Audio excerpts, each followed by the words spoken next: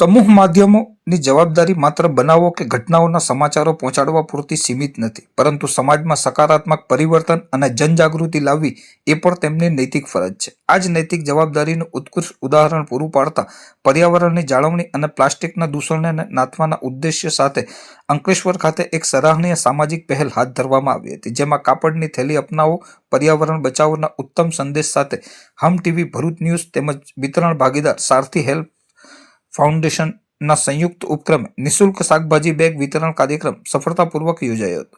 અંકલેશ્વર શહેરના હાટસામા 3 રસ્તા સર્કલ સ્થિત શાક માર્કેટ ખાતે યોજાયેલ આ જનજાગૃતિ કાર્યક્રમનો મુખ્ય હેતુ સિંગલ યુઝ પ્લાસ્ટિકની થેલીઓનો વપરાશ ઘટાડી લોકોમાં પર્યાવરણ પ્રત્યે જાગૃતતા કેળવવાનો અને દૈનિક શાકભાજીની ખરીદી વખતે કાપડની થેલીનો ઉપયોગ કરવા માટે પ્રોત્સાહિત કરવાનો હતો. આ વિશેષ આયોજન પ્રસંગે હમ ટીવી ભરૂચના ડાયરેક્ટર અસલમભાઈ ખેરાણી, સમત ખેરાણી તેમજ સારથી હેલ્પ ફાઉન્ડેશનના હોદ્દેદારો ખાસ ઉપસ્થિત રહ્યા હતા.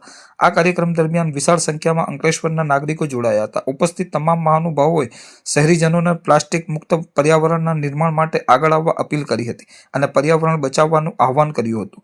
અંતમાં આ પર્યાવરણલક્ષી ઝુંબેશને સફળ બનાવવા બદલ અને તેમાં સહભાગી થવા બદલ આયોજકો દ્વારા ઉપસ્થિત તમામ શહેરીજનોનો હૃદયપૂર્વક આભાર વ્યક્ત કરવામાં આવ્યો હતો. નમસ્કાર મિત્રો, હું સમત ખેરાની.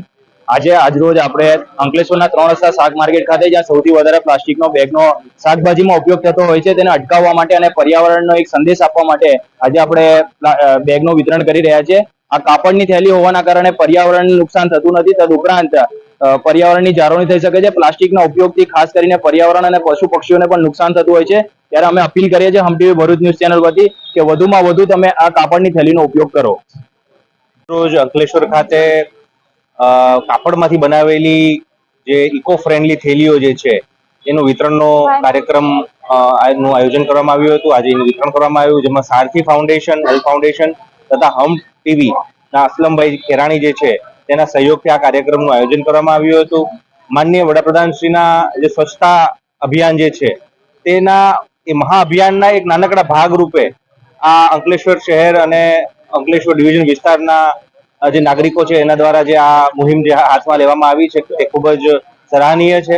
તમામ નગરજનોને તથા નાગરિક મિત્રોને અપીલ છે કે આપણે આપણા પર્યાવરણને બચાવવા માટે જે સિંગલ યુઝ પ્લાસ્ટિક અથવા જે પ્લાસ્ટિકનો યુઝ કરીએ છીએ કે જે વાતાવરણમાં જ્યારે જાય છે ત્યારે તે આસાનીથી ડિઝોલ્વ થતું નથી અને લાંબા સમય સુધી વાતાવરણમાં જીવજંતુઓને તથા પર્યાવરણને નુકસાન બની રહે છે.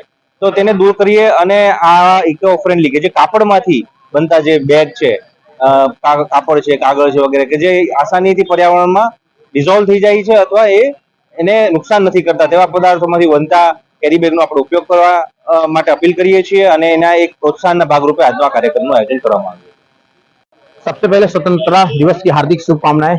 आज 15 अगस्त के ऐतिहासिक दिन पर मैं अपनी संस्था का ऐलान कर रहा हूं. ये मेरे लिए बहुत ही गर्व की बात है और आज सारथी हेल्प फाउंडेशन की ऐलान भी आज के ही डेट पे हमने किया है और हमारे लिए बहुत खुशी की बात है. और आज हम लोगों ने जो कैरी बैग का वितरण अंकलेश्वर के 3 रास्ते पे सर्कल पे किया है, उसके जो संयोजक थे वो हम टीवी भरूच थी. तो मैं हम टीवी भरूच को भी बहुत बहुत धन्यवाद करता हूँ और हमारी सारथी हेल्प फाउंडेशन टीम हमेशा ऐसे सामाजिक कार्यों में निरंतर अग्रसर रहेगी. धन्यवाद.